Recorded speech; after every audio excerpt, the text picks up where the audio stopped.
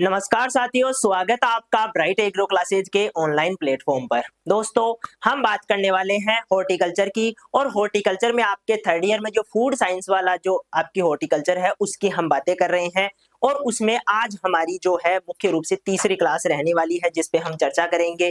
ठीक है, और इस क्लास में जो हम चर्चा करेंगे वो टॉपिक रहने वाला है, क्योंकि आपके पहला टॉपिक क्या दे रखा है मुख्य रूप से, जो हम ये कहते हैं कि 5 आवर क्रेडिट के हिसाब से ये पहला टॉपिक दे रखा है, जिसमें बहुत सारी चीजें हैं, जैसे कि फूड का हम साइज कैसे मेजर करते हैं। ठीक है, फूड की डेंसिटी क्या होती है, फूड का पीएच क्या होता है। ठीक है, ये बहुत सारी चीजें हैं। कोलोइडली नेचर की बात करते हैं हम। ठीक है, ये सारी चीजें हम डिस्कस करने वाले हैं। एक होता है फेज चेंज। ठीक है, जैसे फेज चेंज होती है ना, हम कहते हैं लिक्विड से सॉलिड हो जाना। ठीक है, सॉलिड से गैस बन जाना। ये जो फेज चेंज होता है ये किस प्रकार से फूड में देखने को मिलता है, इनका हम फूड के साथ में रिलेशन देखेंगे। आई बात समझ में? उन सब चीजों को हम डिस्कस करने वाले हैं, सबको देखने वाले हैं। तो कुछ बेसिक चीजें मैं आपको पहले बता देता हूं। जैसे हम बात करते हैं पीएच की। ठीक है, सबसे पहले किसकी बात करते हैं? पीएच की। फूड साइंस में पीएच का क्या रोल है? तो जब भी हम पीएच की बात करते हैं तो एक तो पीएच का रोल होता है प्रिजर्वेशन में। जब हम फूड को रखते हैं, ठीक है, तब जो रोल होता है वो इंपॉर्टेंट होता है, क्योंकि जब भी हम कम पीएच की बात करते हैं या बहुत ज्यादा पीएच की बात करते हैं तो दोनों ही जगह पर आपके क्या होता है, फूड कम खराब होता है। लेकिन जहां पर न्यूट्रल पीएच मान होता है 6 से 7 के बीच में हम बात करते हैं, या 7 से 7.5 के बीच में बात करते हैं, वहां पर आपके क्या होता है, जो फूड है वो बहुत ज्यादा जल्दी खराब होता है और बहुत ज्यादा मात्रा में देखने को मिलता है कि खराब होता हुआ नजर आता है। ठीक है, जैसे एसिड है, तो जो एसिडिक नेचर के आपके जितनी भी चीजें होती है वो जल्दी से खराब नहीं होती है। ठीक है, इसीलिए तो हम अचार में क्या डालते हैं, नींबू डालते हैं, या जो आपका विनेगार होता है वो डालते हैं। अचार में ज्यादा से ज्यादा हम क्या डालते हैं, नमक डालते हैं। ऐसा क्यों कर रहे हैं? क्योंकि हम चाहते हैं कि उसका पीएच मान क्या हो जाए, परिवर्तित हो जाए और वो लंबे समय तक खराब ना हो। तो ये रोल होता है आपका पीएच का, किसमें? फूड में। ठीक है, तो इस चीज को, बिल्कुल बेसिक चीजें हैं, हम जो जनरली हम घर पे इस्तेमाल करते हैं चीजें, वो ही देखने को मिलती है और उन्हीं जैसे एग्जांपल आपको इसमें देखने को मिलेगी। बिल्कुल इजी कोर्स के रूप में आपको सारी चीजें देखने को मिलेगी। ठीक है, तो पीएच भी वैसा ही है। हम ये कहते हैं कि लगभग 7, एक बेसिक चीजों की हम बात करें तो लगभग 7 के पास हम ये मान के चलते हैं कि पीएच न्यूट्रल होता है, ना तो अम्लीय होता है और ना ही क्षारीय होता है, दोनों के बीच का जो है उदासीन है। इसके बाद में हम ये कहते हैं कि आपका 7 से जब हम नीचे आते हैं तो ये एसिडिक हो जाता है, यानी कि अम्लीय हो गया। और जब 7 से थोड़ा सा ऊपर चलते हैं, इस तरफ चलते हैं, ठीक है, 7 से ऊपर चल रहे हैं, तो हम ये कहते हैं कि यहाँ पर कैसा हो जाएगा, क्षारीय लवणीय हो जाएगा। ठीक है, आई बात समझ में? इस प्रकार से पीएच परिवर्तित होता रहता है। ज्यादा क्षारीय होगा तो वहां भी लंबे समय तक फूड खराब नहीं होता है, और ज्यादा एसिडिक होने पर भी फूड खराब नहीं होता है। ये कुछ बेसिक चीजें आप ध्यान रखोगे। ठीक है, जैसे आपका नींबू है तो नींबू लंबे टाइम तक खराब नहीं होता है। नींबू सूख जाएगा लेकिन कभी भी खराब नहीं होगा। लेकिन आप मान के चलो, जो आपका टोमेटो है, जो टमाटर है, वो जल्दी से क्या हो जाता है, पड़ा पड़ा खराब हो जाता है। ऐसा क्यों है? क्योंकि नींबू में भी रस है और टोमेटो में भी हम ये मान के चलते हैं कि वहां पर भी रस है, लेकिन नींबू खराब नहीं हो रहा है, टोमेटो जल्दी से खराब हो रहा है। इसका मतलब क्या हुआ? इसका मतलब दोनों के पीएच में बहुत ज्यादा परिवर्तन है।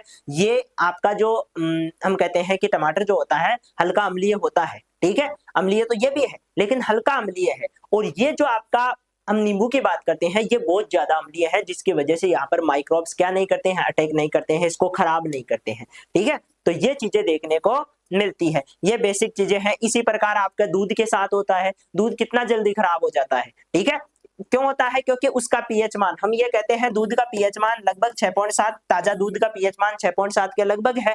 और इस पीएच मान पर, क्योंकि 7 के आसपास में है, इस पीएच मान पर सूक्ष्म जीव काफी ज्यादा एक्टिव रहते हैं। ठीक है, जल्दी से संक्रमण करेंगे और जल्दी से दूध को खराब कर देंगे।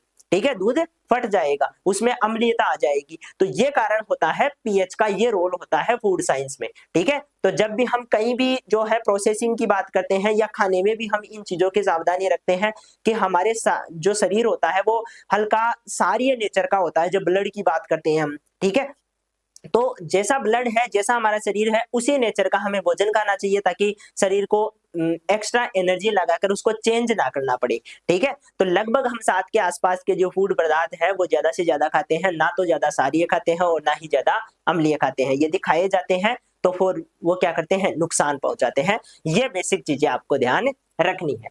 इसके बाद में पीएच की बात हो जाने पर पीएच का जो मुख्य रोल है वो प्रिजर्वेशन में है। जब हम फूड को रखते हैं, कहीं पे स्टोर करते हैं, उसको लंबे समय तक बचाकर रखते हैं, तब पीएच का रोल होता है कि इसका पीएच क्या है। पीएच को चेंज करके हम लंबे समय तक फूड को रख सकते हैं। ठीक है, ये बेसिक बात हो गई। इसके बाद में दूसरी चीज आपके जो चलती है, हम कहते हैं इसके जो फूड है उसकी साइज। तो अलग अलग प्रकार के फूड होते हैं, उनकी आपको अलग अलग प्रकार की साइज देखने को मिलती है। साइज को हम दो प्रकार से मुख्य रूप से जो है मेजर करते हैं। एक हम साइज को बाहर से मेजर कर लेते हैं, जैसे टोमेटो है तो टोमेटो को हम यहां से लेकर यहां तक का इसका व्यास माप लिया हमने कहा कि टोमेटो इतना बड़ा है, ठीक है, इतना मोटा है, इस प्रकार से। लेकिन कुछ फल ऐसे होते हैं जिनको अंदर से जो है आपके इनर साइड से क्या किया जाता है, मेजर किया जाता है। ठीक है, तो वो भी सीखेंगे कि कौन कौन से जो यंत्र है, कौन कौन से सिस्टम है जिनके द्वारा ये मेजरमेंट किया जाता है।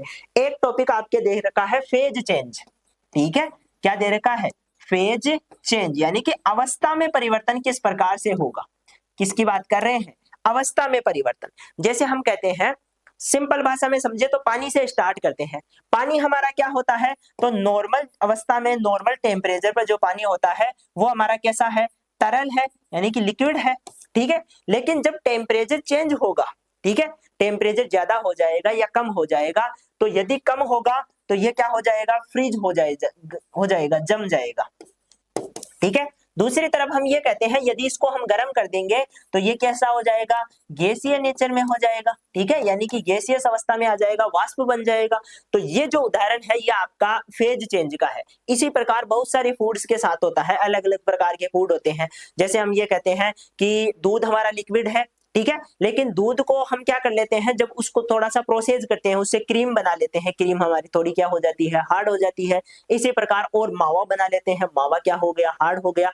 तो ये जो फेज चेंज है ये भी आपका प्रिजर्वेशन में क्या करता है, महत्वपूर्ण भूमिका अदा करता है। ठीक है, जब हम फूड को बचाते हैं उस टाइम पे ये क्या करता है, इंपोर्टेंस इसका देखने को मिलता है। कई प्रकार की चीजें हैं जिनको हम जो है गाढ़ा करते हैं कुछ भी मिलाकर, जैसे किसी चीज में चाशनी मिला दी, ठीक है, चीनी मिला दिया, तो वो चीनी क्या कर देती है, उसको गाढ़ा बना देती है।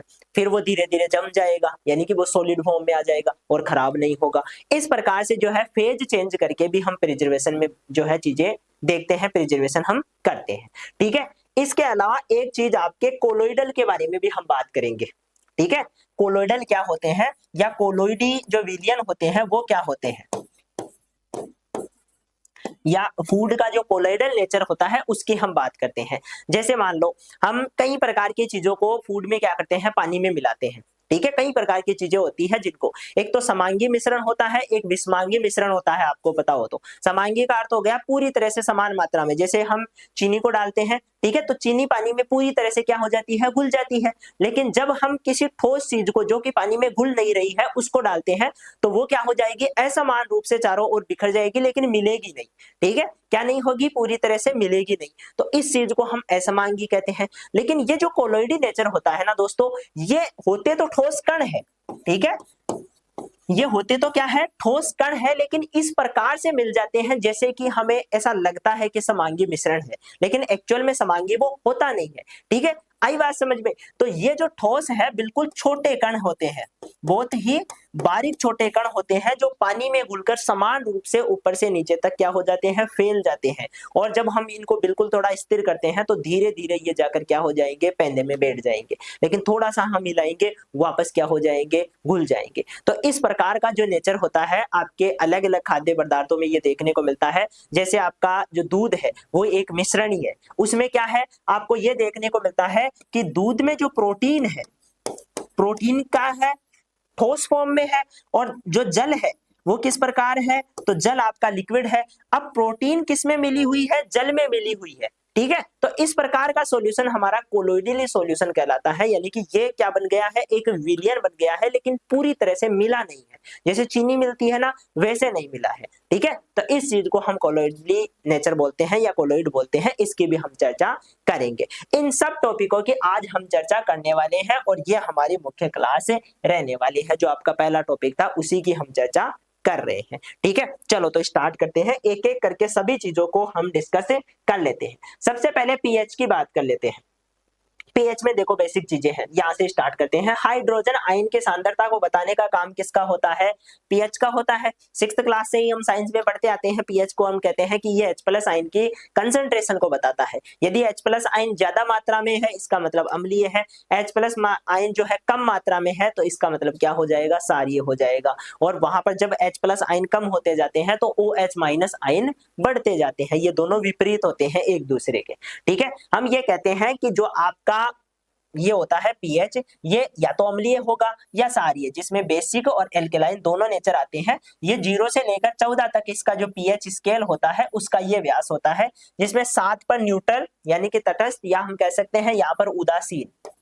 ठीक है, क्या बोलेंगे इसको, उदासीन। दूसरी तरफ 7 से कम जो है अम्लीय है और 7 से अधिक क्या है दोस्तों, क्षारीय है। ये सारी चीजें आपको ध्यान रखनी है। इसके बाद में इंपॉर्टेंस की बात कर लेते हैं। फूड में जो पीएच है उसका क्या इंपॉर्टेंस है, अभी हम बात कर रहे थे। तो पीएच के इंपॉर्टेंस की बात करें तो एक तो मैंने कहा था कि जैसे हम बात कर रहे हैं दूध की, दूध को थोड़ा सा खुला छोड़ दो आप, आधा घंटा 2 घंटे, ठीक है, 2 घंटे तक हम खुला छोड़ेंगे तो उस दूध में क्या हो जाएंगे, एकदम पूरे बैक्टीरिया आकर घुस चुके हैं। ठीक है, अब वो क्या करेंगे, लैक्टोज को तोड़कर लैक्टिक एसिड में चेंज कर देंगे, जिसके वजह से दूध कैसा हो जाएगा, अम्लीय हो जाएगा। और जब हम उसको गर्म करेंगे तो वो कैसा हो जाएगा, फट जाएगा। ठीक है, आई बात समझ में। तभी तो हम दूध को ज्यादा टाइम तक उसको ऐसे नहीं रखते, ठीक है, उसको गर्म करके रखते हैं ताकि उसके सारे जीवाणु मर जाए। गर्म करेंगे, जीवाणु मर जाएंगे, फिर लंबे समय तक वो खराब नहीं होता है। लेकिन कच्चा दूध होता है, थोड़ी देर बाद में जब हम उसको खुला छोड़ते हैं तो उसके खराब होने की संभावना बढ़ जाती है। तो ये चीज किसके कारण होती है, पीएच के कारण, क्योंकि वो फेवरेबल पीएच है। ठीक है, उसमें सूक्ष्म जीव ग्रोथ करते हैं। तो वही बात है यहाँ पर फूड प्रिजर्वेशन की बात करें तो हम ये कहते हैं कि जब लो पीएच होता है, कम पीएच होगा, तो आपके जितने भी पदार्थ हैं उनमें माइक्रोबियल ग्रोथ क्या होगी, कम होगी। और लंबे समय तक क्या देखने को मिलेगा आपको, वो खराब होता हुआ नहीं देखने को मिलेगा लंबे समय तक। ठीक है, ये बेसिक चीजें आपको ध्यान रखनी है। दूसरी चीज आगे हम बात कर लेते हैं। यहाँ पर देखो, संरचना और स्वाद के लिए भी पीएच जरूरी होता है। जैसे दूध का फटना अम्लीय स्थिति को बताता है और जो सिट्रस होता है फलों में खट्टे स्वाद को प्रभावित करता है। तो पीएच जो होता है वो स्वाद के लिए, यानी कि हम बात करते हैं टेस्ट के लिए भी जाना जाता है, क्योंकि आजकल हम खट्टी चीजें खाना ज्यादा पसंद करते हैं। ठीक है, जैसे हम ये कहते हैं कि जब हम पतासी वाले के पास जाते हैं तो उसका जो वो पानी होता है, इमली वाला पानी, उसको हम ज्यादा पीते हैं क्योंकि वो खट्टा खट्टा होता है, अच्छा लगता है। तो पीएच स्वाद में भी बहुत इंपॉर्टेंट रोल अदा करता है। ठीक है, बहुत सारी चीजें हैं बाजार में मिलने वाली जो अधिकतर कैसी है, अम्लीय है, और इसीलिए वो क्या आती है, पसंद आती है। कई प्रकार के आपने देखे होंगे, जनरली हम जब ठेलों की बात करते हैं जिन पे जो फास्ट फूड है ये मिलता है, तो उसमें एक खूबी जो है आपको ये देखने को मिलती है कि वो अम्लीय होते हैं। अधिकतर क्या होते हैं, अम्लीय होते हैं, इसीलिए हमें पसंद आते हैं। और एक बात मैं आपको बता दूं कि ये जो अम्लीय खाने हैं ये हमें नहीं खाना चाहिए। क्यों नहीं खाना चाहिए, क्योंकि अम्लीय खाने क्या करते हैं, हम अम्लीय खा तो लेते हैं लेकिन हमारे पेट में तो अम्लीय होता है, लेकिन उस अम्लीय खाने को वापस से सार बनाने के लिए, क्योंकि आगे जब एक बार स्टोमच में आपका अम्लीय नेचर बन जाता है उसके बाद में आगे जाकर ये वापस से सार बनता है। ठीक है, क्योंकि ब्लड में जब हम बात करते हैं रक्त की, तो रक्त का जो पीएच मान होता है वो होता है 7.4 के समथिंग। अब हम ये कहते हैं कि इस पीएच मान पर वापस किसको आना पड़ेगा, चीजों को आना पड़ेगा, तभी रक्त में ये जा पाते हैं। ठीक है, तो ये पीएच मान लाने के लिए शरीर को अलग से एनर्जी लगानी पड़ती है, अलग से जो क्षार है वो रिलीज करना पड़ता है। ठीक है, तो इसके वजह से प्रॉब्लम होती है। तो अम्लीय ज्यादा चीजें अम्लीय नहीं खानी चाहिए। एंजाइम क्रियाशीलता की हम बात कर लेते हैं तो हम ये कहते हैं कि पीएच पर जो है अधिकतर एंजाइम सक्रिय रहते हैं। जैसे पेक्टिनेज अम्लीय पीएच में अच्छा काम करता है। ठीक है, कई प्रकार के जो आपके ये है एंजाइम है, ये पीएच पे काम करते हैं, एक फिक्स पीएच पे ही काम करेंगे। यदि पीएच कम या ज्यादा हो जाएगा तो ये काम नहीं करेंगे, ये निष्क्रिय हो जाते हैं। तो एंजाइमों के लिए भी ये जरूरी होते हैं, भोजन के रंग के लिए भी पीएच जरूरी होता है, ठीक है। प्राकृतिक वर्णक जैसे कि एंथोसाइनिन पीएच के अनुसार रंग बदल लेते हैं, ठीक है। एंथोसाइनिन क्या होता है, पीएच के अनुसार अपना रंग चेंज कर लेता है, जैसे कि अम्लीय में ये लाल दिखाई देता है, क्षारीय में ये नीला हो जाता है, ठीक है। तो ये जो वर्णक है, ये पिगमेंट है, ये भी आपके किसके अनुसार चेंज करते हैं, पीएच के अनुसार अपना रंग चेंज करते हैं। ये बेसिक बातें हैं। और एक चीज होती है जो कि पीएच पर डिपेंड करती है, वो है आपके किण्वन की प्रक्रिया, ठीक है। किण्वन सुना होगा आपने, फर्मेंटेशन जिसको हम कहते हैं। बेसिकली कुछ नहीं होता है, अवायवीय श्वसन है। जब भी हम किसी भी कार्बोहाइड्रेट युक्त चीज को कहीं पे रख देते हैं और बिल्कुल उसका मुंह बंद कर देंगे, उसको पैक कर देंगे, कहीं से भी हवा नहीं आनी चाहिए, ठीक है, तो उस कंडीशन को हम अवायवीय कंडीशन कहते हैं, ठीक है, जहां पर ऑक्सीजन नहीं है। और उस स्थिति में क्या होता है, सूक्ष्म जीव कार्बोहाइड्रेट को तोड़ के क्या बना लेते हैं, एल्कोहल बना लेते हैं या एसिड बना देते हैं, और इसी प्रक्रिया को हम क्या बोलते हैं, फर्मेंटेशन बोलते हैं, ठीक है। कई प्रकार की प्रोसेस जो आपके हैं फर्मेंटेशन से ही कंप्लीट होती है। जैसे बियर बनाने की जो प्रोसेस है, ये आपकी किसके द्वारा हो रही है, फर्मेंटेशन से ही हो रही है। दही की जो प्रोसेस है, हालांकि दही में आपको जो है ऑक्सीजन देखने को मिल जाती है, लेकिन कहीं ना कहीं ये भी एक तरह की फर्मेंटेशन की प्रक्रिया ही होती है, ठीक है। पीएच नियंत्रण करता है वांछित सूक्ष्म जीवों की वृद्धि को। जैसे दही और चीज बनाने में आपको किसकी जरूरत होती है, फर्मेंटेशन की जरूरत होती है। यदि हमें पनीर बनाना है तो कौन सी प्रोसेस करवाते हैं, फर्मेंटेशन की प्रोसेस करवाते हैं। तो ये बेसिक बातें हैं।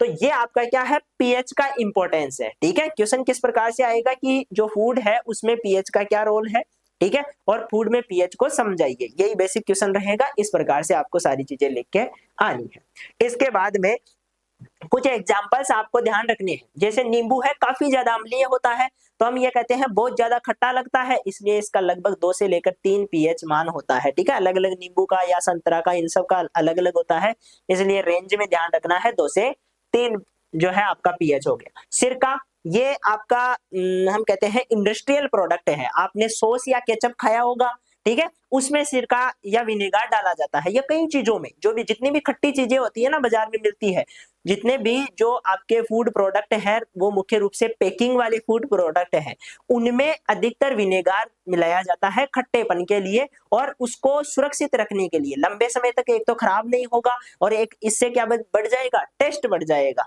ठीक है। तो दोनों चीजों के लिए ही क्या मिलाया जाता है, विनेगर मिलाया जाता है।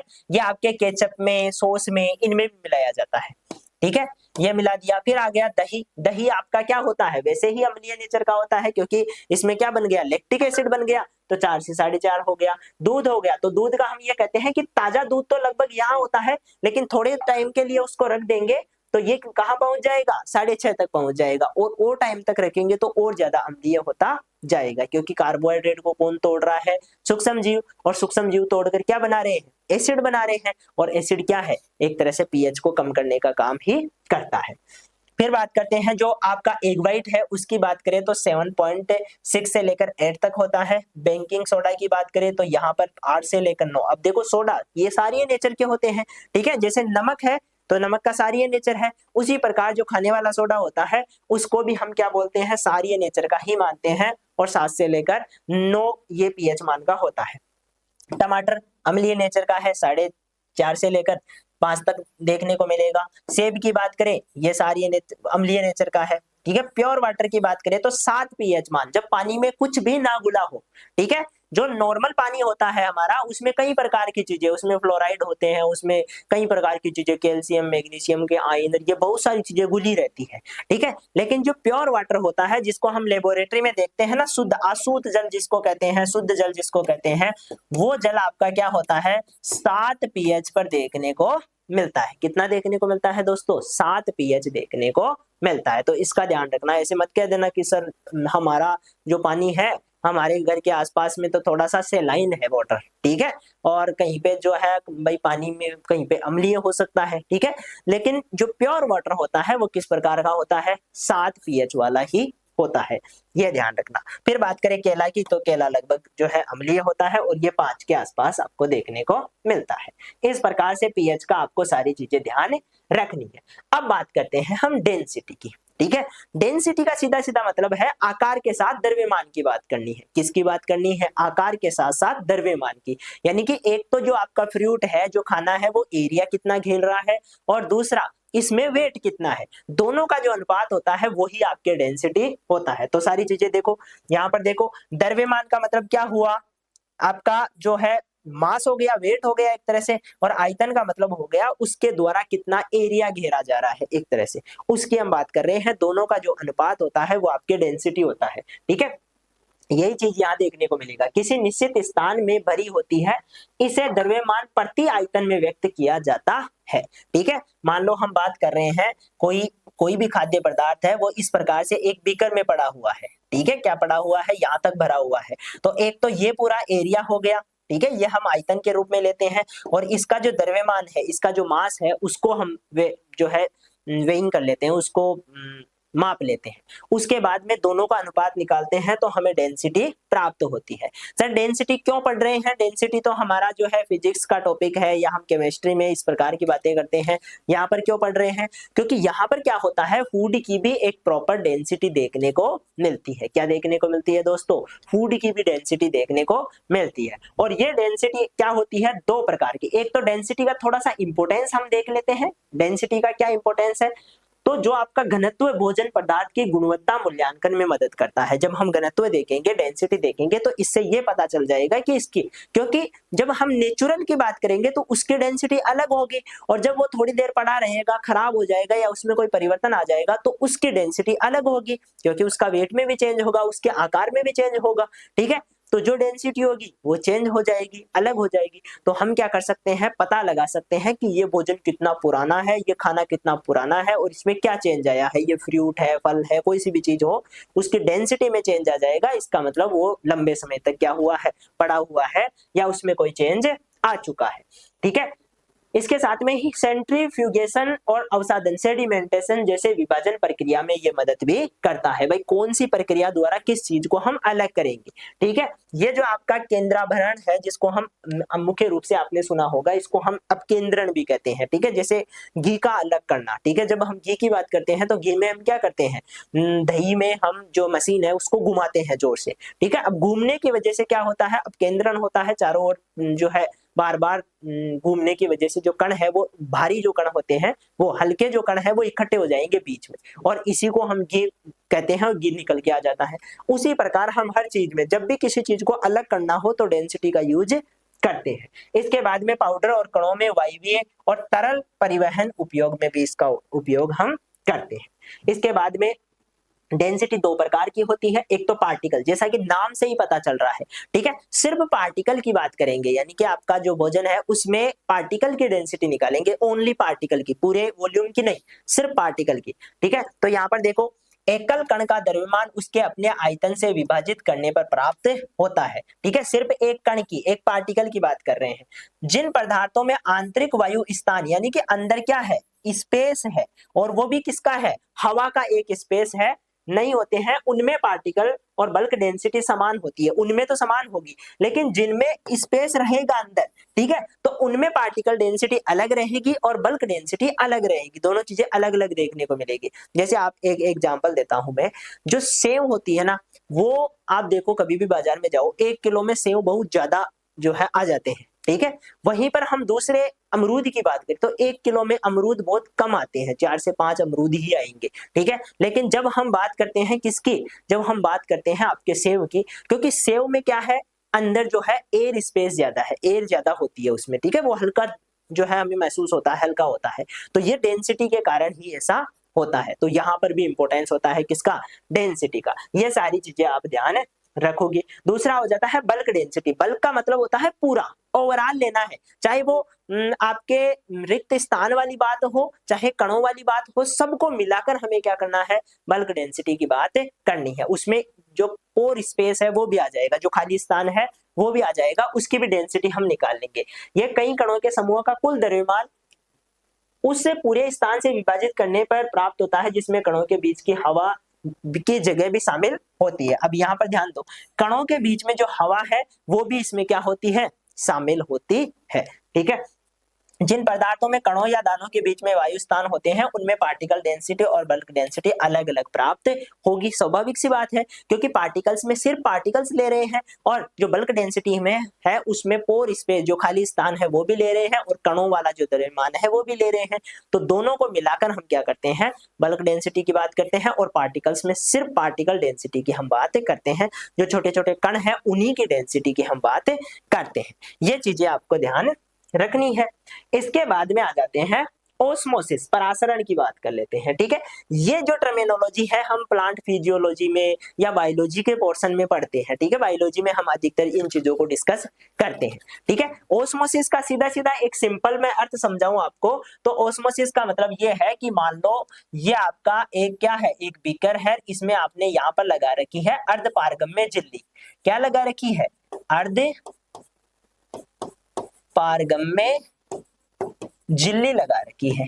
ठीक है, इस झिल्ली में क्या करते हैं, तो इस झिल्ली के द्वारा जब कणों का, यहां पर हम ये कह रहे हैं कि यहां पर आपके क्या है, कंसंट्रेशन हाई है और यहां पर कंसंट्रेशन क्या है, लो है। यानी कि यहां पर नमक के कण, एक बात, दो सॉल्यूशन हम बनाते हैं, एक में हम नमक ज्यादा डालते हैं, पानी और नमक डाल दिया हमने, लेकिन यहां पर नमक क्या है, ज्यादा है। दूसरी तरफ हम ये कहते हैं कि इस तरफ भी पानी और नमक का ही सॉल्यूशन है, लेकिन यहाँ पर नमक की मात्रा कम है। इसका मतलब यहाँ पर पानी ज्यादा है और यहाँ पर पानी क्या है, कम है। भाई पानी का उल्टा हो जाएगा ना सिस्टम, यहाँ पर नमक ज्यादा है तो पानी कम है, यहाँ पर पानी ज्यादा है तो नमक कम है, इस प्रकार से उल्टा सिस्टम हो जाएगा। तो ये कंसेंट्रेशन कैसी हुई, हाई, और ये कंसेंट्रेशन कैसी हुई, लो। इसका मतलब ये हुआ कि पानी यहां से यहां आएगा।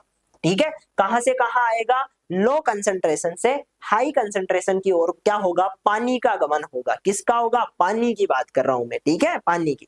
तो वो ही आपके क्या होता है, वो ही आपके मुख्य रूप से ओस्मोसिस होता है, वही परासरण होता है।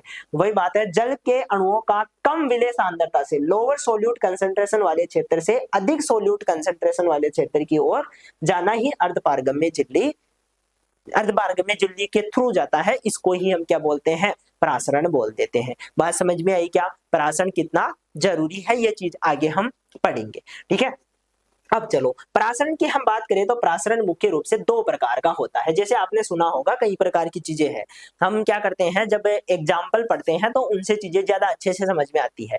जैसे मान लो आप एक पानी लेते हो और उसमें क्या डाल देते हो, थोड़े किशमिश डाल देते हो। ठीक है, अब पानी में किशमिश पड़े हैं, इसका मतलब थोड़ी देर बाद में क्या हो जाएंगे, किशमिश फूल जाएंगे। ठीक है, इसका मतलब पानी क्या हुआ है, अंदर गया है।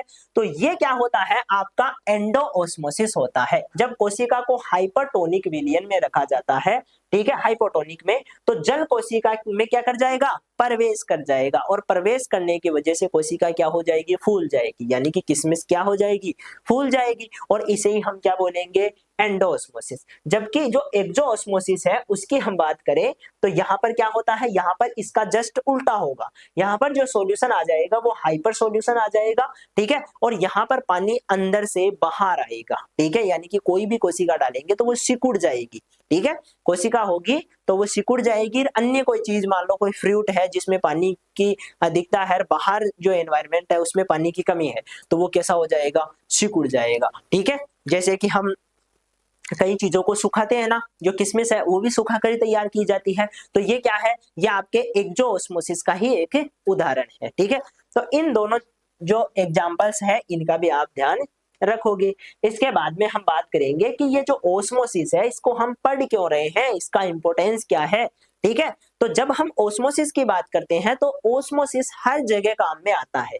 जैसे आपने देखा होगा कि जो अचार होता है, ठीक है, क्या होता है, जब हम अचार बनाते हैं, घर पे बात करते हैं ना, अचार का नाम लेते ही कहीं पानी में, मुंह में पानी तो नहीं आ गया है ना।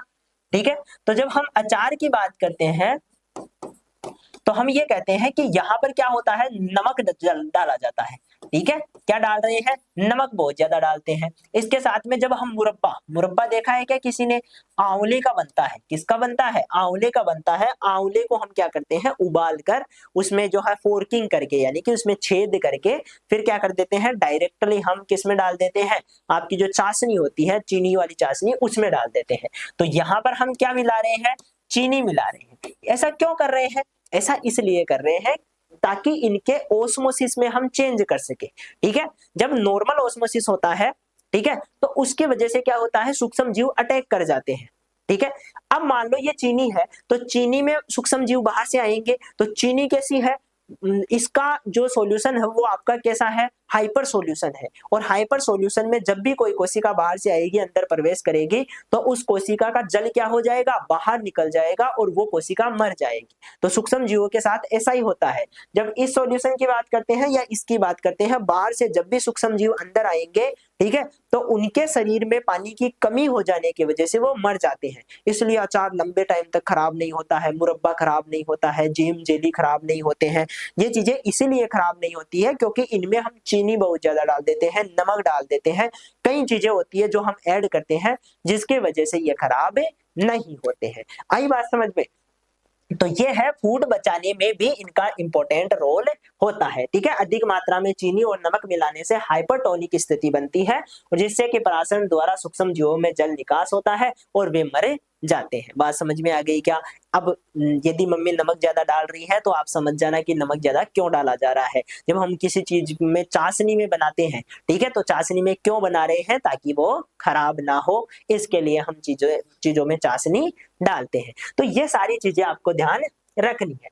इसके बाद में आ जाता है सूखे खाद्य पदार्थों का पुनः जलयोजन, ठीक है। जो आपके सूखे फल या सब्जियां हैं वो पानी में भिगोने पर उनमें जल का प्रवेश परासरण के द्वारा ही होता है। अभी एग्जाम्पल पढ़ा हमने किशमिश का, किशमिश सूखा हुआ है, उसको पानी में डाल दिया, वो वापस से क्या हो जाता है, ये परासरण की वजह से ही हो पाया है, वो फूल जाता है। तो ये किसकी वजह से हो पाया है, परासरण की वजह से ही हो पाया है। फिर आ जाता है अचार बनाना। अचार में हम किसका यूज कर रहे थे, नमक का। तो जब हम अचार बनाएंगे तो नमक डालेंगे, इसका मतलब वहां पर हम किसकी बात कर रहे हैं, ओस्मोसिस की ही बात कर रहे हैं।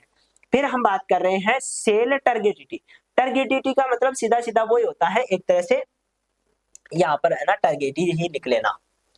हम ये कहते हैं कि सिंपल भाषा में जो आपकी कोशिका होती है वो प्रतिरोध करती है। मान लो एक लेवल तक तो कोशिका में पानी आएगा, ठीक है, एक लेवल तक तो कोशिका में पानी आएगा, उसके बाद में कोशिका उसका प्रतिरोध करेगी। ऐसा थोड़ी है कि पानी लेती ही जाएगी, एक टाइम के बाद में उसका क्या करेगी, प्रतिरोध करेगी। तो ये जो है आपका फल और सब्जियों की कठोरता बनाए रखने में भी ये जो है सेल की टर्गिडिटी मदद करती है, ताकि वो सख्त बनी रहे। ऐसा नहीं है कि जितना पानी भरेंगे उतना ही भरता जाएगा, कोशिका एक टाइम के बाद में ज्यादा पानी भरेगा तो कोशिका फट जाती है, ठीक है। तो फटने से रोकने के लिए जो कोशिका की सेल वॉल है वो ये काम करती है। इसके बाद में कुछ एग्जांपल्स की, किशमिश की हमने बात की, ककड़ी में नमक डालना, ये बेसिक बातें हैं जो हम देखते हैं। इसके बाद में आ जाता है सरफेस टेंशन। देखो सरफेस टेंशन का सिंपल एग्जांपल मैं आपको बताऊं तो कभी देखना, पानी का मान लो कोई पॉन्ड है, ठीक है, पानी का कोई पॉन्ड है, वो पानी जो है उसके ऊपर मच्छर बैठ जाता है, ठीक है, उसके ऊपर मच्छर बैठ जाता है, उसके ऊपर मक्खी बैठ जाती है, तो भी वो डूबते नहीं है। क्यों नहीं डूब रहे हैं भाई? पानी में यदि हम बात करें तो हम जब अंगुली डुबोते हैं पानी में तो वो चली जाती है अंदर, लेकिन मच्छर, आप कहोगे सर वेट नहीं है ना इतना, तो फिर कंकड़ पत्थर डाल के देखो, मच्छर के बराबर ही एक छोटा सा कंकड़ लो, उसको डाल के देखो, वो अंदर चला जाएगा, लेकिन ये नहीं जाता है, ठीक है। इसका कारण क्या है? तो इसका कारण सरफेस टेंशन ही होता है। सरफेस का मतलब होता है, सरफेस का मतलब ऊपर वाली बिल्कुल परत। तो ये जो पानी की ऊपर वाली परत है, इसमें क्या है, हाइड्रोजन बॉन्ड पाया जाता है। वैसे सारे ही पानी में हाइड्रोजन बॉन्ड पाया जाता है, ठीक है। और ये हाइड्रोजन बॉन्ड क्या करता है, दूसरे जल के अणु को पकड़ के रखता है, ठीक है। जब दोनों पकड़ के रखेंगे तो ये यहाँ पर एक क्या बना लेते हैं, परत बना लेते हैं। अब जब भी कोई हल्की चीज होती है, बिल्कुल हल्की चीज जिसका जो एरिया है वो भी ज्यादा होता हो, तो ये क्या करती है, ये इसको अंदर प्रवेश करने से रोकती है। और इसी कारण आपके जो मच्छर होते हैं या कई जो चीजें होती है वो पानी में तैरती रहती है, डूबती नहीं है, ठीक है। तो ये सारे आपके किसके कारण है, ये सरफेस टेंशन के कारण ही होता है। ये द्रव की विशेषता है। द्रव की विशेषता होने का मतलब सिर्फ लिक्विड्स में ही पाई जाती है, जैसे हवा में तो ऐसा नहीं है, हवा के कण तो बनते नहीं है, इसके अलावा सॉलिड के कण भी ऐसे नहीं बनते हैं, लेकिन जल के कण ऐसे बन रहे हैं या लिक्विड के ऐसे बन रहे हैं। इसका मतलब क्या है कि ये गुण किन में पाया जाता है, लिक्विड में ही पाया जाता है। इसकी सतह को बाहरी बलों का विरोध करने में सक्षम बनाता है। द्रव के अणुओं के बीच आंतरिक आणविक आकर्षण बल ठीक है, जिसकी मैं बात कर रहा था ना अभी हाइड्रोजन बॉन्ड के रूप में, ठीक है, वो बॉन्ड पाया जाता है और द्रव्य की सतह को एक लोचदार झिल्ली के रूप में बना देता है। ठीक है, क्या बन जाती है, एक झिल्ली बन जाती है जिसके ऊपर कुछ भी बैठ जाए हल्का तो वो अंदर नहीं जाता है, ये सरफेस टेंशन की वजह से ही होता है। ठीक है, तो कई चीजें जो आपके फूड साइंस में है वो सरफेस टेंशन पे भी डिपेंड करती है। इसके बाद में हम बात करते हैं एक और इंपॉर्टेंट जो मेजरमेंट है वो आपका है साइज। ठीक है, किसकी बात कर रहे हैं, साइज की हम बात कर रहे हैं। और साइज में हम बहुत सारी चीजें देखेंगे क्योंकि साइज बहुत ज्यादा इंपॉर्टेंट है। ठीक है, जब हम अलग अलग फूड की बात करते हैं, अलग अलग फूड के पदार्थों की बात करते हैं, ठीक है, तो उसमें साइज का क्या होता है, रोल होता है। ठीक है, यहाँ पर देखो साइज का निर्धारण विभिन्न भौतिक मानकों जैसे कि व्यास हो गया, लंबाई हो गई, वजन हो गया, आयतन हो गया, परिधि हो गई और प्रत्यक्ष क्षेत्रफल जो प्रोजेक्टेड एरिया है आदि के आधार पर किया जाता है। ठीक है, नियमित आकार वाले कणों में लंबाई, चौड़ाई, मोटाई का प्रमुख गुण व्यास से मापा जाता है। जब भी हम बात करते हैं व्यास की, ठीक है, यानी कि जब भी हम एरिया साइज की बात करते हैं तो या तो उसकी लंबाई माप लेते हैं या चौड़ाई या ऊंचाई, सारी चीजों को मापकर हम ये बता देते हैं कि इसका एरिया ये है, ये इतना एरिया ये घेरे हुए है। ठीक है, लंबाई अलग चीज होती है भाई, हमें क्या करना पड़ता है, साइज जब हम मापते हैं तो 3 डायमेंशनल यानी कि तीनों चीजों को मापना पड़ता है। ठीक है, तब जाकर हमारी साइज क्या होती है, मापी जाती है। अनियमित कणों में आकार को मनमाने ढंग से परिभाषित करना पड़ता है। जब हम महत्व की बात करते हैं तो जब भी हम मान लो कोई भी फ्रूट है या कोई भी आपके पदार्थ है, चाहे वो वेजिटेबल ही हो, हम क्या करते हैं जब भी इनको बाजार में बेचते हैं तो ग्रेडिंग करके बेचते हैं। ठीक है, यानी कि पहले हम क्या करते हैं, खेत में ही उनकी छटाई करते हैं, उनको एक साइज से, कोई छोटी साइज है उसको अलग करेंगे, मीडियम साइज को अलग करेंगे और ज्यादा साइज है उसको अलग करेंगे। ठीक है, जिसकी ज्यादा वैल्यू होती है उसमें हम चीजों को ज्यादा फिट करने की कोशिश करते हैं। ठीक है, तो वही बात आपके किस पे डिपेंड करती है, ये साइज पे ही डिपेंड करती है, तो यहाँ पर इंपॉर्टेंस है। इसके साथ में ही जो पैटर्न पैकेजिंग है, एक समान पैकेजिंग करना। ठीक है, इसका मतलब क्या हुआ, सभी चीजें एक समान रखने की बात हो। ठीक है, तब आपके किसका रोल आ जाता है, साइज का रोल आ जाता है। ठीक है, समान आकार के उत्पादों से उच्च पैकेजिंग घनत्व, हाई जो आपका पैकेजिंग डेंसिटी है प्राप्त होता है, जिससे परिवहन में क्षति कम होती है। ठीक है, साथ में हम ये कहते हैं कि जब हम प्रोसेसिंग की बात करते हैं, जब हम प्रोसेसिंग की बात करते हैं तो एक साइज के प्रोडक्ट होने पर प्रोसेसिंग आसान हो जाती है। ठीक है, मान लो जो मशीन है या किसी भी प्रकार का हम प्रोसेसिंग कर रहे हैं तो एक साइज का मटेरियल मिलेगा तो उसको हम जल्दी प्रोसेस कर पाते हैं, इससे टाइम भी बचता है और क्वालिटी भी मेंटेन रहती है, दोनों चीजों में फायदा होता है। तो यहाँ पर भी साइज का रोल है। इसके साथ में सतह क्षेत्र का निर्धारण करना, जो सरफेस एरिया है, ऊपर वाला जो आपका सरफेस एरिया है उसका एस्टिमेशन हम साइज के आधार पर करते हैं। ठीक है, ये सारे क्या होते हैं, साइज के इंपॉर्टेंस से होते हैं। अब देखो साइज को हम क्या करते हैं, दो प्रकार से मापते हैं। कितने प्रकार से मापते हैं, दो प्रकार से, दो यंत्र इस्तेमाल करते हैं, उन्हीं के आधार पर हम साइज की बात कर रहे हैं। एक होता है आपका माइक्रोमीटर। ये क्या है, तो ये मुख्य रूप से क्या करता है, जैसे मान लो ये टोमेटो है, ठीक है, ये क्या है, टमाटर है। अब इस टमाटर को हमें इसकी साइज मापनी है, तो हम साइज कैसे मापेंगे कि इसका व्यास देख लेते हैं, यहां से लेकर यहां तक की दूरी देख लेते हैं, इसके आधार पर ही हमें पता चल जाएगा कि इसका साइज लगभग कितना हो सकता है। ठीक है, तो ये क्या करता है, बाहरी व्यास, सतहों के बीच की दूरी, छिद्रों की गहराई मापने के लिए इस्तेमाल किया जाता है। एक तो मान लो किसी भी पदार्थ का बाहरी व्यास मापना हो, दो सतह हैं उनके बीच की दूरी मापनी हो, या छिद्रों की गहराई का पता करना हो, ये सारे काम किसके द्वारा करते हैं, माइक्रोमीटर द्वारा करते हैं। ठीक है, इसमें हम फ्रेम हो गया, स्लीव हो गया, थेम्बल हो गया, रेच स्टॉप होते हैं, ये सारे इसके क्या होते हैं, यंत्र के जो है अलग अलग भाग होते हैं। इसमें फ्रेम होता है, एनविल होता है, स्पिंडल होता है, स्लीव होता है, ये सारे उसके क्या है, अलग अलग भाग है। इसके बाद में बात करते हैं वर्नियर कैलिपर। ये ज्यादा इंपॉर्टेंट होता है। ये क्या करता है, तो ये आंतरिक और बाहरी व्यास दोनों, जैसे मान लो ये आपका क्या है, कोई सा भी हम मान लो मौसमी की बात कर लेते हैं, फल की बात कर रहे हैं मौसमी में। ठीक है, अब मौसमी में जो बाहरी आयतन है वो आपका, हम यहाँ से साइज की बात करते हैं तो सीधा सीधा हम माप लेते हैं, लेकिन हमारे लिए जो एक्चुअल काम की चीज है वो तो उस छिलके के अंदर है।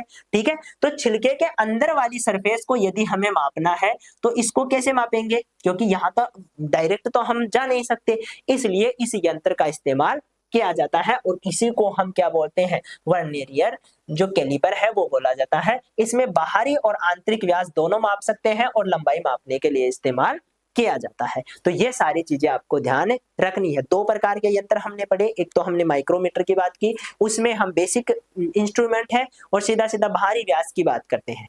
जब हम इस वर्नियर की बात करते हैं, कैलिपर की बात करते हैं, तब हम ये कहते हैं कि यहाँ पर बाहरी और आंतरिक दोनों प्रकार का व्यास मापा जाता है।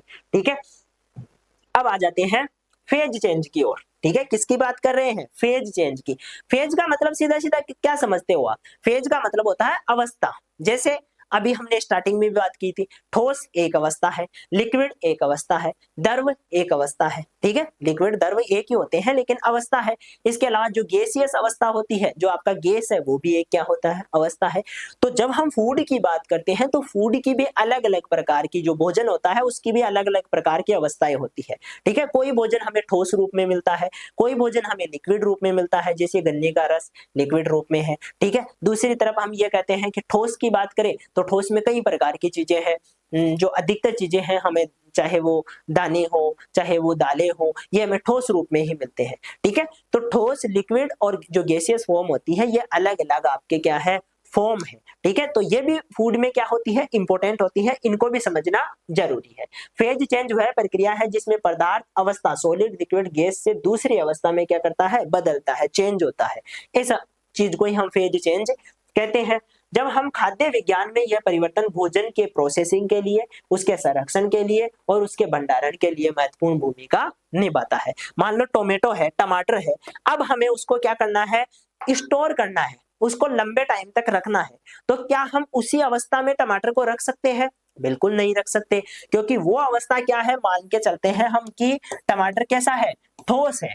ठीक है, अब इसी अवस्था में यदि हम इसको रखेंगे तो ये लंबे समय तक जो है 7 दिन रह जाएगा, 10 दिन रह जाएगा, 15 दिन रह जाएगा, उसके बाद में खराब हो जाएगा। तो हम चाहते हैं कि ये लंबे समय तक रहे, तो इसका हम क्या करेंगे, अवस्था में परिवर्तन करेंगे। इसको हम जो है ये जो है अर्ध ठोस बना देंगे, पूरी तरह से लिक्विड भी नहीं बनाएंगे। जैसे सॉस या केचप क्या है, एक तरह से अर्ध ठोस के रूप में ही है।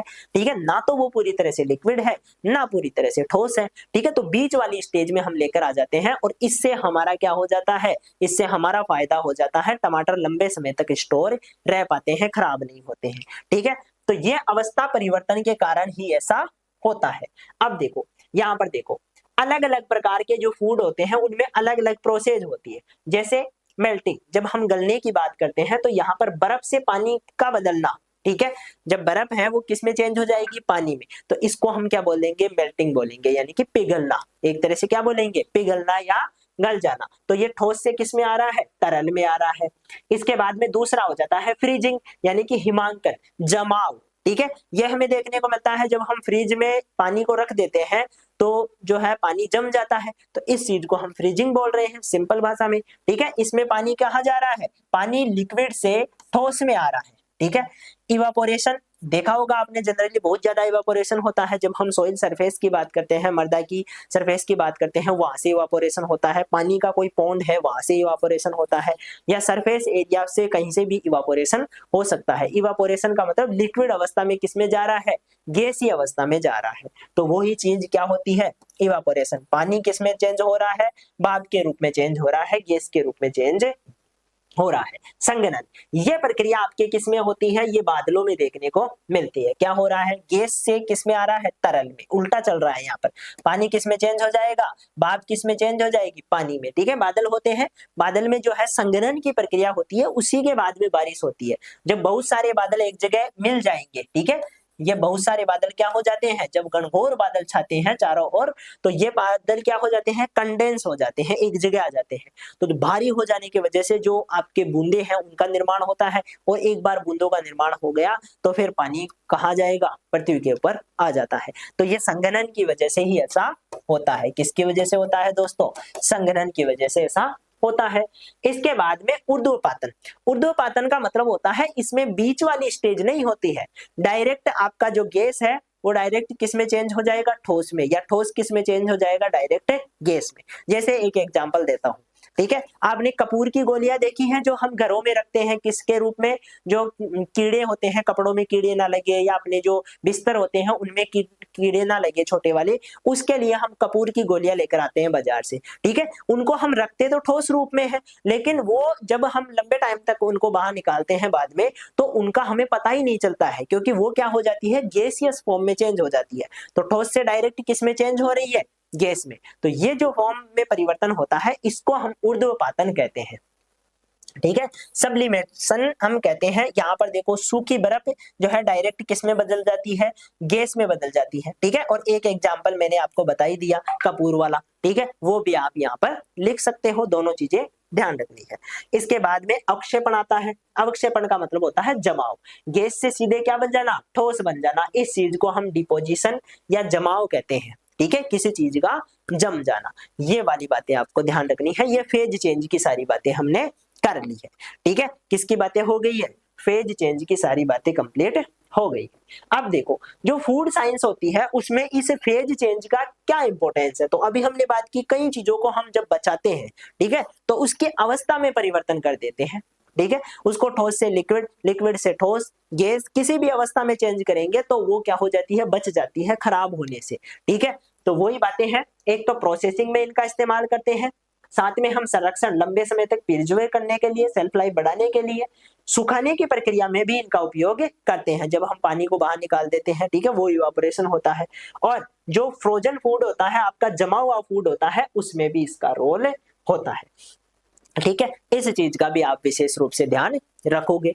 अब हम बात कर लेते हैं कोलोइडल सिस्टम की। किसकी बात कर रहे हैं, कोलोइडल सिस्टम की हम बात कर रहे हैं। देखो यहाँ पर क्या है, तो पहले भी मैंने बताया कि कोलोइडल का मतलब होता है बहुत छोटे छोटे कण जो कि किस में मिल जाते हैं, मुख्य रूप से पानी में मिलकर सॉल्यूशन तैयार कर लेते हैं।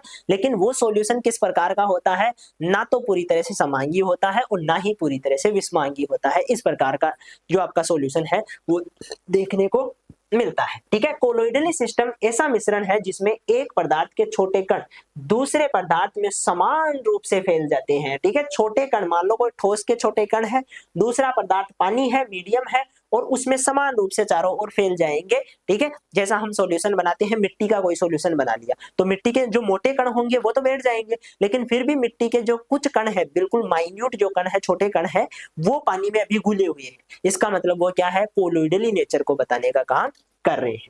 ठीक है, इनकी क्या विशेषता होती है, तो ये 1 से लेकर 1000 नैनोमीटर के बीच में होते हैं, यानी कि इनकी साइज बहुत छोटी होती है, माइन्यूट साइज होती है, आंखों से दिखाई भी नहीं देते हैं, इतने छोटे रहते हैं। दूसरी बात, ये स्थिर होते हैं, स्टेबल रहेंगे और आसानी से अलग नहीं होते हैं। यदि हम एक बार इनको मिला देते हैं उसके बाद में इनको अलग करना मुश्किल होता है। ठीक है, ये बेसिक बातें हैं। इसके बाद में जो आपका कोलोइडल होता है ये टिंडल प्रभाव दिखाता है। टिंडल प्रभाव का मतलब समझते हो, ये टिंडल नाम के एक वैज्ञानिक ने बताया था, और इसमें इन्होंने ये कहा था कि जब भी हम कोई भी जो आपका कोलोइडली सॉल्यूशन होता है उसमें से लाइट गुजारते हैं, ठीक है, क्या गुजार रहे हैं, लाइट, तो ये जो कण होते हैं ये चमकते हुए नजर आते हैं। ठीक है, जो कोलोइडल वाले कण हैं ये आपके चमकते हुए नजर आते हैं। इसका एग्जांपल और घरेलू एग्जांपल देता हूं मैं।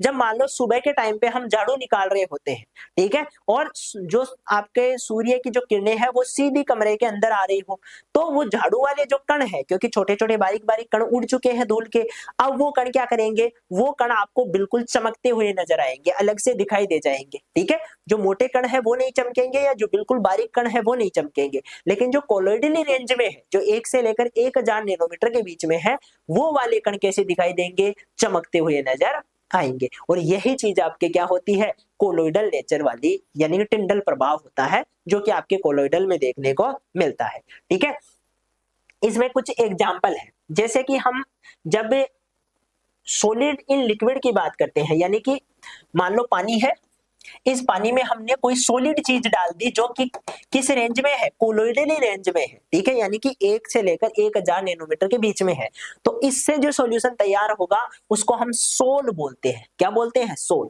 तो दूध एक तरह का क्या होता है, सोल होता है, क्योंकि इसमें प्रोटीन जो है वो क्या है, ठोस है, और पानी क्या है, लिक्विड के रूप में है, वो उसमें मिला हुआ है, मिलकर क्या बना रहा है, सोल बना रहा है। ठीक है, आई बात समझ में? कभी देखा है क्या कि प्रोटीन पेंदे में जाकर बैठ गई? नहीं बैठती है, वो हमेशा घुली रहती है। इसका क्या कारण है? क्योंकि वो जो प्रोटीन है वो उसकी साइज ही आपकी इतनी छोटी है कि वो कोलोइडली कणों के रेंज में आ जाती है, उसकी वजह से वो नहीं घुलती है। ठीक है, दूसरी तरफ आपके इमल्सन होता है। इमल्सन में हम ये कहते हैं दूध में आपके क्या होती है, वसा। दूध में जो वसा होती है वो इमल्सन को बताने का काम करती है। किसको बताती है? इमल्सन को बताने का काम करती है। तीसरा आ जाता है जो गैस में हम जब फोम की बात करते हैं, गैस इन लिक्विड, यानी कि आपने झाग देखे हैं, ठीक है, साबुन वाले झाग हो गए या समुद्रों में जो झाग होते हैं, नदियों में जो झाग होते हैं, वो आपके फोम को बताने का काम करते हैं। यानी कि उनमें वो है तो सॉल्यूशन तो लिक्विड, यानी कि पानी तो लिक्विड है, लेकिन उसमें गैस के बुलबुले बन चुके हैं, उसमें गैस घुस चुकी है, जिसकी वजह से फोम बन रही है। ठीक है, वो आपके फोम होती है। जेल की बात करें तो लिक्विड इन सॉलिड, सॉलिड में लिक्विड होता है वो आपके जेल होता है, जैसे कि जेली हो गई। ठीक है, इसके साथ में एरोसोल। यदि हम बात करें जो आपके लिक्विड या जो सॉलिड है वो किस में होते हैं, गैस में होते हैं, तो वो एरोसोल बनाते हैं। ठीक है, क्या बनाते हैं, जब हम छींकते हैं तो छींकने में जो छोटी छोटी बूंदें निकल के जाती है हमारे नाकों से बाहर, वो क्या होती है, वो एरोसोल बनाती है। यानी कि वहां पर क्या हो गया है, चारों ओर छोटी छोटी बूंदें फैल चुकी है एनवायरमेंट में, इसी को हम एरोसोल बोलते हैं। ठीक है, एरोसोल के और बहुत सारे एग्जाम्पल है, जैसे हम स्प्रे करते हैं ना, जब हम किसी भी दवा का स्प्रे कर रहे हैं खेत में, तो वो जो बूंदे होती है वो छोटे छोटे एरोसोल बनाकर ही एक जगह से दूसरी जगह पर जाती है, दूर तक फैल जाती है, तो वो एरोसोल के कारण ही ऐसा होता है। ठीक है, जो आसपास का एनवायरनमेंट है वो तो गैसियस है, लेकिन उसमें लिक्विड या ठोस जो होता है वो घुला रहता है। कुकिंग स्प्रे की बात कर लो या किसी भी प्रकार का जो स्प्रे होता है वो इसमें देखने को मिलता है। जब हम फूड साइंस में महत्व की बात करते हैं, टेक्सचर कंसिस्टेंसी सुधारने में मदद करता है। साथ में हम इमल्सन में ऑयल और वाटर को मिलाकर स्थिर उत्पाद बना लेते हैं। साथ में हम ये कहते हैं फोम और जेल उत्पाद में वॉल्यूम और माउथ फील बढ़ाने के लिए काम में लेते हैं, और कोलोइडली सिस्टम से प्रोडक्ट की स्टेबिलिटी भी क्या हो जाती है, बढ़ जाती है। ठीक है, तो ये आपके ये जो क्रीम है, इसके अलावा कई प्रकार के जो सॉल्यूशन है, इसके अलावा हम ये कहते हैं जो ड्रिंक्स होती है, ठीक है, जो आपके सॉफ्ट ड्रिंक्स होती है, वो भी कई प्रकार के कहीं ना कहीं कोलोइडल नेचर से ही प्रभावित होती है, कोलोइडल नेचर के कारण ही अलग दिखाई देती है। ठीक है, इसमें कई प्रकार के एग्जाम्पल है, दूध, बटर, क्रीम, जेली, ये जो मेयोनीज है, ये सारी क्या होते हैं, ये कोलोइडल नेचर के कारण ही ऐसे होते हैं। ठीक है, तो ये सारी चीजें आपको ध्यान रखनी है। ये हमारा पहला टॉपिक था जिसको हमने डिस्कस किया है। इसमें वो सारी चीजें जो कि आपके लिए इंपॉर्टेंट है, चाहे वो पीएच हो, चाहे वो कोलोइडल हो, ऑस्मोसिस हो, चाहे वो आपके साइज हो, सब की बातें हमने कर ली है। ठीक है, तो सेशन आपको कैसा लगा ये जानकारी आप हमें देंगे, और साथ में जो अपने नोट्स है वो इस पीडीएफ से तैयार कर लेंगे। मिलेंगे नेक्स्ट क्लास में, तब तक के लिए धन्यवाद।